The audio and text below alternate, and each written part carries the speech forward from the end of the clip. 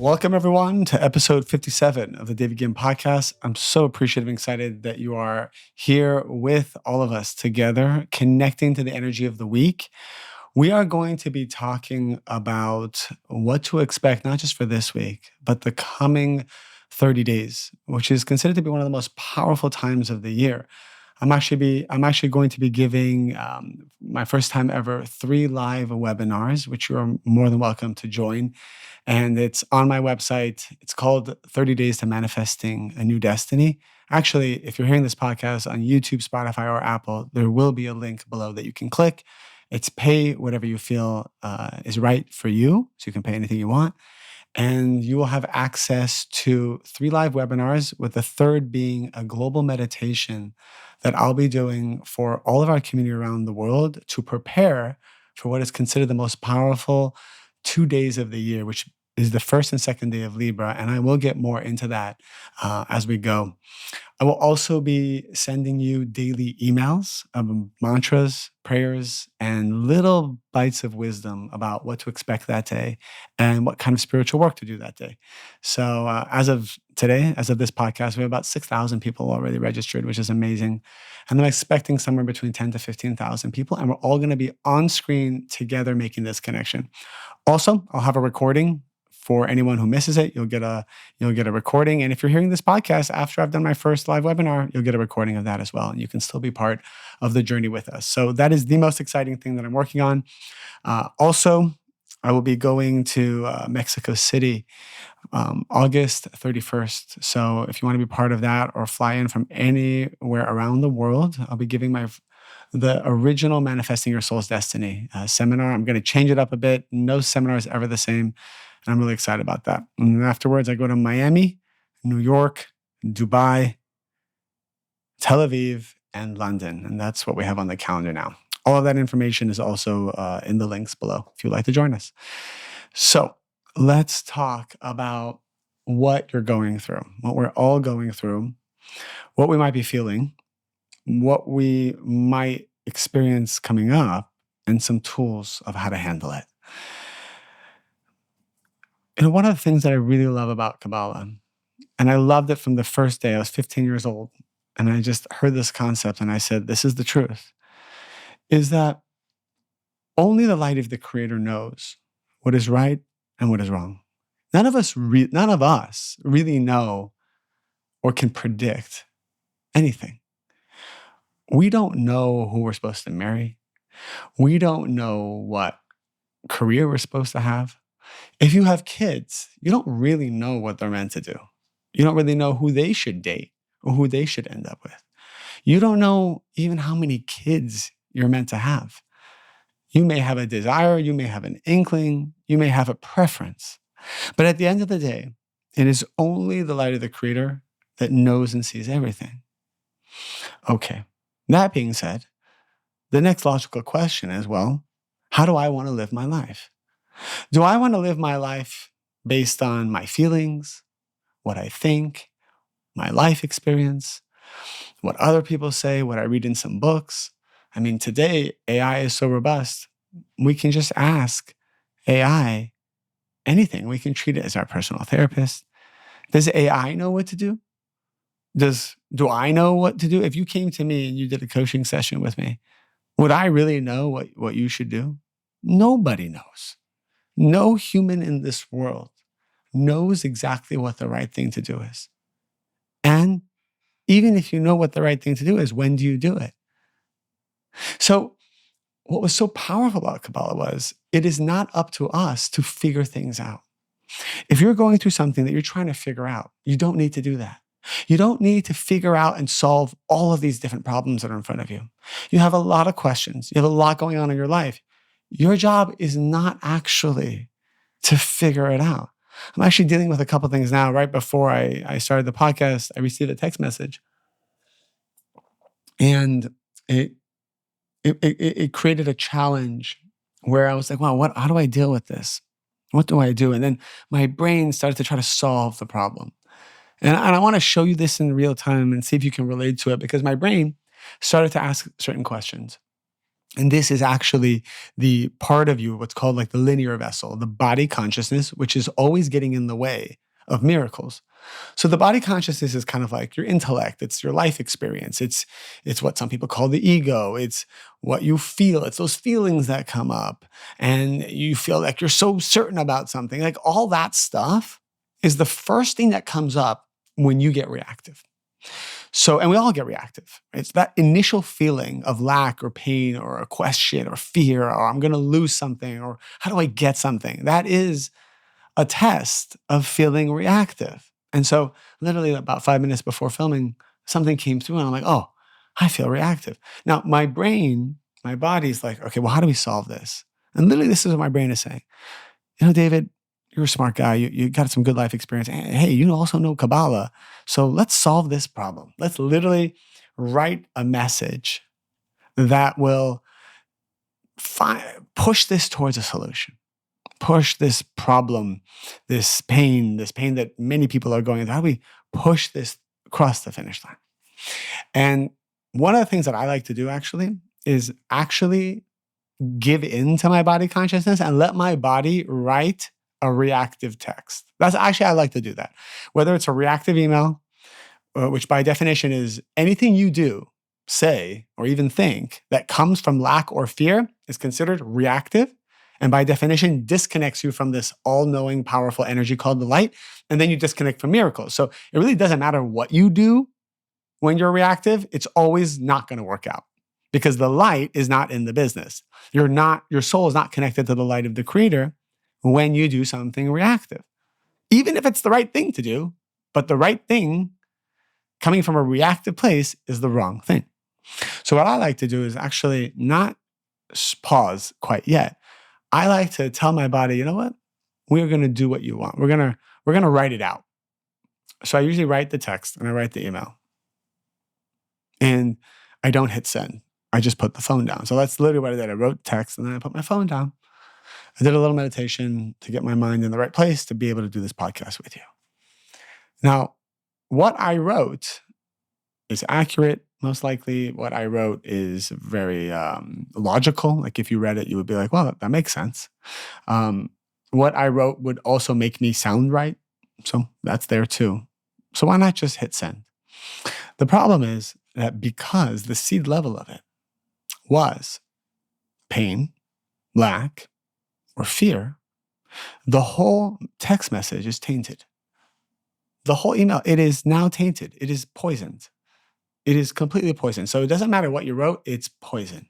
So by you sending that text, you are poisoning anyone and everyone who receives it. It does not matter what it says. It does not matter if you are right. Because the moment you are reactive, you're no longer right. Do you want to be right or do you want to be with the light? And that's what I really loved about Kabbalah. It really made it simple. It really just became about just being with the light.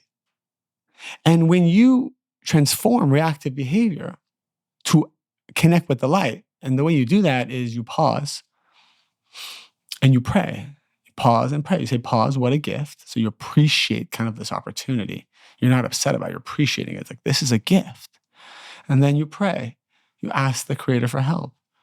You basically ask for strength. You ask for guidance. You ask for assistance. You involve the creator. You're basically saying, hey, in my infinite knowledge, even if I think I'm the smartest person in the world, I will never know what to do that's going to be better than what the light of the creator is going to know. Then I pray, because what prayer does, it creates a vessel to let the light in. You literally become a partner with the creator. Imagine instead of asking ChatGPT what to do, you ask the creator. Like there's an app called God. There's an app called the creator. Wouldn't you rather write your question in that app? You have two apps, ChatGPT and the app that's called the creator. Where are you writing your message? I agree that AI is the closest thing that we have to creator consciousness. And that, by the way, the reason why we have AI is because the creator is trying to get us more comfortable with an all-knowing power. Because AI seems to know everything, but only the creator sees infinite, all the universe, past, present, and future, all in one moment, because there's no time in the creator's realm. This is an energy force. This is an energy intelligence. When I say God or the creator, I'm not talking about a religious figure in the sky. We're talking about energy intelligence. that is always there, has always been there, will never leave, and is good, and we can connect to it, and we have the free will to connect to it. So we pause, we say what a gift, and we pray. And I said, you know what, that's what I'm going to do. I'm going to first write it out because I like to get it out of my system, but I'm not going to hit send. Now I pause, I say what a gift, and I'm praying. What then needs to happen is when you get to a place that you feel totally whole inside and totally calm and totally indifferent to the outcome, meaning if you get it or you don't get it, it's fine. When you reach that place where you're totally at peace, now you're with the light because now you're mimicking the light. Now you're acting like the light of the Creator because the Creator is at peace. The Creator is a place of stillness. The Creator is a place of wholeness. The Creator is a giving force. And it's not just that you're not bothered, but you actually feel love and compassion for the situation, for the other person. And that's a harder thing to get to. I agree. And we're not trying to be perfect here, but if you want to know what a complete connection to the light looks like, it's I'm not upset, it's not personal, and I'm also coming from a giving place. Truly what's giving for them.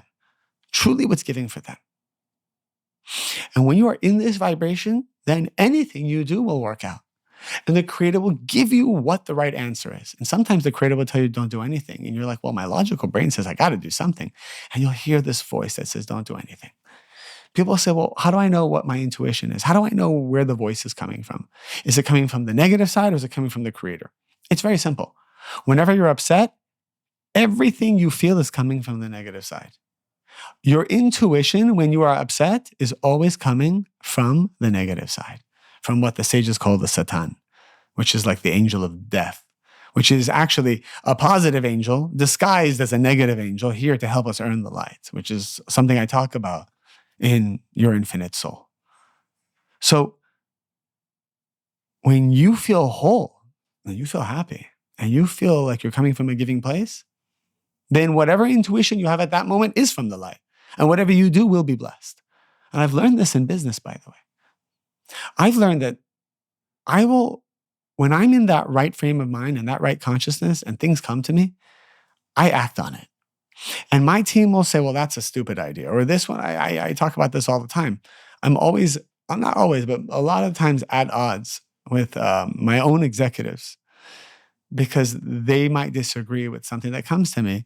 And hey, my logical mind might disagree with it too, but I cannot negate the fact that if an idea comes to me, when I am at my highest vibration, I must honor it and I must execute. We must push forward. Yes, my logical mind says it's stupid, and hey, your logical mind says it's stupid. In fact, an economist might say it's stupid, and different consultants will say it's stupid. But people always ask, how did Mary Ruth Organics, which is the company that Mary Ruth and I own, how did we get to where we get to? Well, Mary Ruth Organics is probably considered to be by now, I don't know exactly what's going on in the market, but the largest and leading supplement brand in the nation. And probably on the way to being the leading brand in the world. And I look back thinking how so many things, it's been 12 years? Yeah, it's been 12 years. Think how many things had to literally go right. No outside funding, no experience whatsoever. We had no clue what we're doing. I mean, till today, I am not nearly as smart as my entire executive team, our executive team. Like Mary Ruth and I don't know as much as everyone else knows. But I trust also, I see how Mary Ruth makes decisions. She's given a message. She first makes sure she gets in the right consciousness. Like she really works hard to make sure she's never coming from lack or fear. And she gets to this vibration.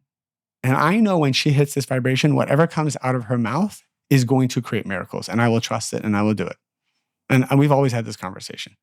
She knows that if I'm coming from lack or fear, even if I'm saying the right thing, we can't do it. And I know that about her as well. That's why we've always made a great team. We made great business partners, co-parents, and everything that we do.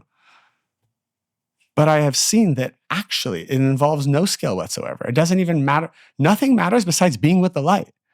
And because of that, we always received the right people at the right time, the right messages, even when chaos happened and challenges happened and the illegal issues and so many things happen. Always the light of the Creator bent it into the right place. And there was a miracle in the end. So this is a pretty simple lesson, but it's probably the most important one.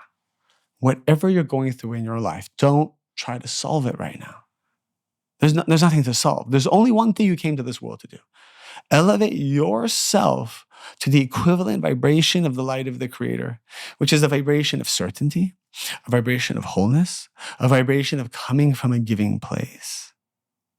That means, yes, you have to deal with the hurt you're feeling. You have to deal with the trauma that's coming up. If you're upset and you feel betrayed and you feel not appreciated and you feel slighted and you feel it's unfair, this is coming up for you to cleanse so you can be like the Creator, because guess what? The Creator doesn't say things like it's unfair. When my oldest comes to me, and it happens all the time, I have an 8-year-old and I have a 7-year-old. And they always do things to each other and they're always comparing themselves to each other. So when my 8-year-old comes to me and says, hey, that's not fair. The 7-year-old got this and I didn't get it. My reactive tendency is to balance it out, to go to the 7-year-old and either take it away from him or give the 8-year-old what he wants so that everything feels fair. But then I learned something. One, that's me reacting as a parent. So if you want to know how to be a parent, it's only one thing.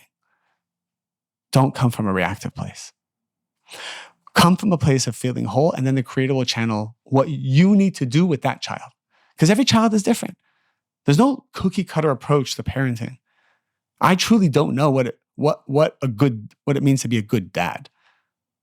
All I know is be like the light. Be like the light when you're with your children. Be like the light when you're not with your children. And when you feel the fear, when you feel the lack, and you want to control your children, and you want to try to teach them a lesson, and you want to not have them feel pain, don't react. So instead of just trying to solve the problem, I sit with him and I try to explain to him, what does it mean to be fair? I said, look at your room. Do you like your room? He says, yes. I said, do you feel like you have a lot of toys and a lot of things you like? He says, yes. I said, do you know, the moment you say you want something to be fair, do you know what happens? He said, what?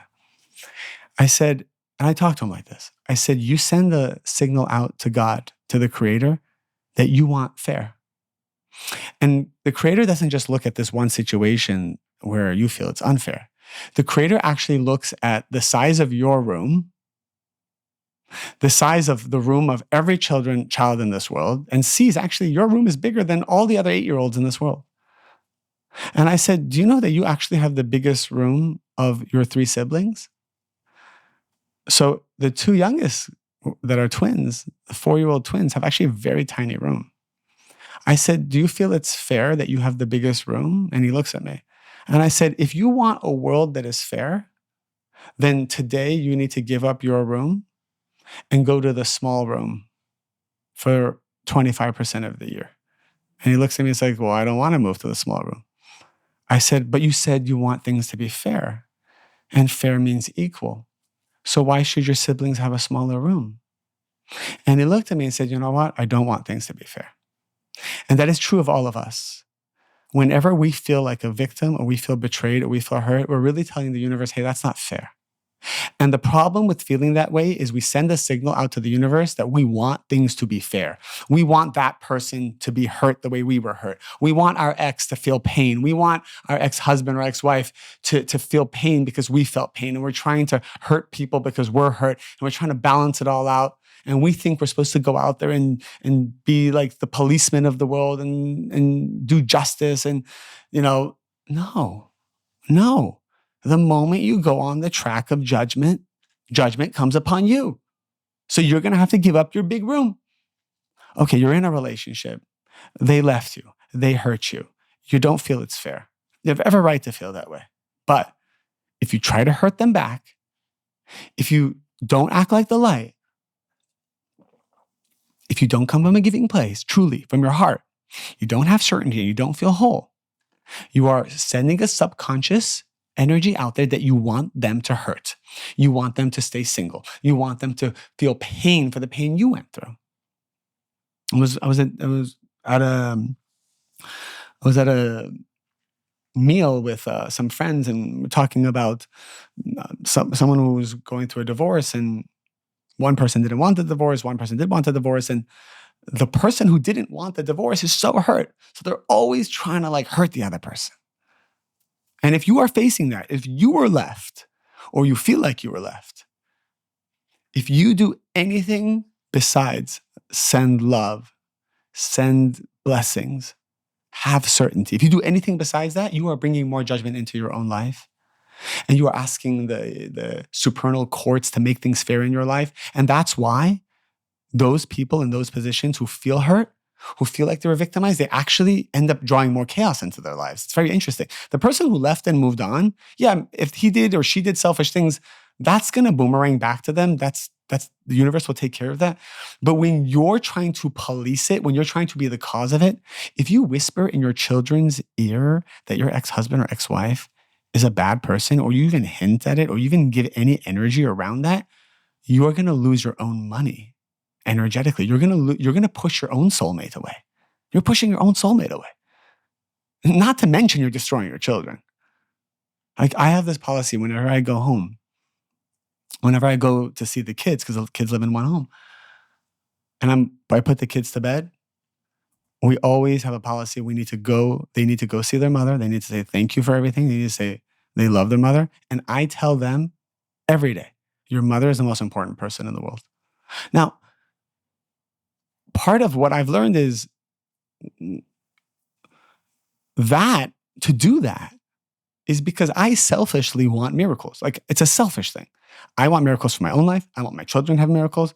I want Mary to have miracles. I want the business to have miracles. I want there to be blessings and protection everywhere. That's what it's about. But any other approach is mutual destruction, a scorched earth mentality where we start to destroy everything, including ourselves. So this is a time, the next 30 days, and I'm going to be speaking much more about this in depth in the live webinar, which is this Sunday, August 24th. This is a time that actually judgment is starting to come to the world to awaken things in us that we haven't fully healed. And when we come with an energy of judgment, when we start to judge other people, or we're trying to police other people, we're trying to solve problems in our life for other people, we are acting like a judge. This is going to create massive chaos for our own lives and for other people. This is a time to do two things: to see the good in everyone, to have a good eye, to start blessing the people that you feel took advantage of you, hurt you, mistreated you. There's no way someone could hurt you if the Creator didn't orchestrate that. There was a reason why the Creator allowed it to happen. And unless you want to repeat it again and repeat it every lifetime, bless the person and look inside. Change something about yourself. They are not the problem. I'm not saying stay in the relationship. I'm not saying go be friends with them. I'm not saying any of that. I'm saying before you do anything, look inside and change the negativity that brought it in the first place. And if you don't know what I'm talking about, it's because I'm speaking in Kabbalistic language. And please, please, please, at the very least, take your infinite soul. I'm probably going to say it in every podcast because there's so many more people who listen to my podcast and have taken the masterclass. But just go to yourinfinitesoul.com, pay $1, listen to the content that will teach you the structure of what it means to become like the Creator. And you will understand these podcasts on a much deeper level as well.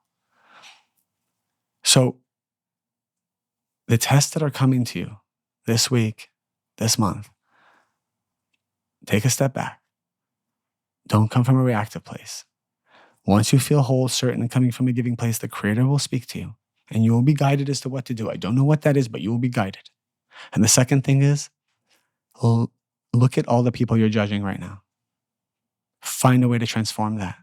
Find a way to switch judgment into seeing with a good eye, to blessing them, finding good qualities in them, not trying to sabotage them or to hurt them. Let's close with a little meditation that we can all do. a meditation and a prayer to help us connect to this vibration.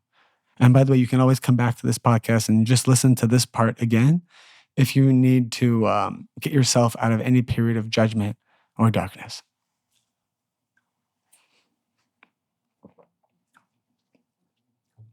It's just something you can say every morning before you leave the house. You can say this in the car. You can say anytime you have free time, you can say this prayer or just listen to it.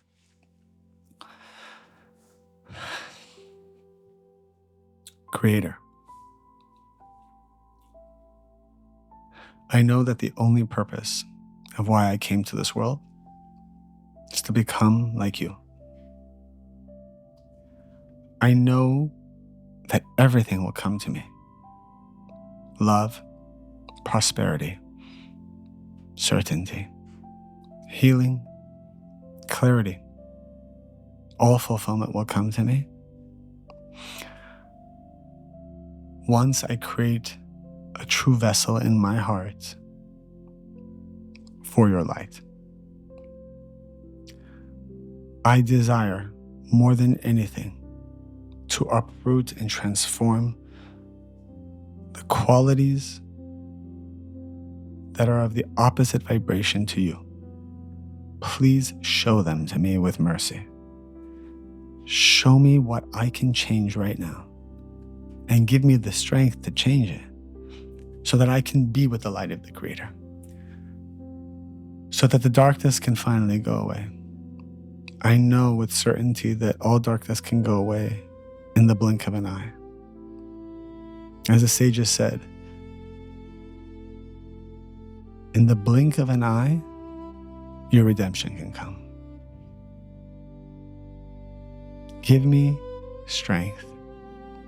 Give me certainty. And when I'm in my worst mood, when I'm triggered, when I feel that other people are taking advantage of me and hurting me, help me feel whole and certain inside.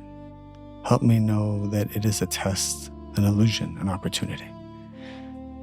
I've been waiting for this opportunity my entire life. The hurt and the pain I feel right now, I have been waiting for this my entire life so that I can unconditionally choose to be like the light. Everything is good. The bad is good, and the good is good.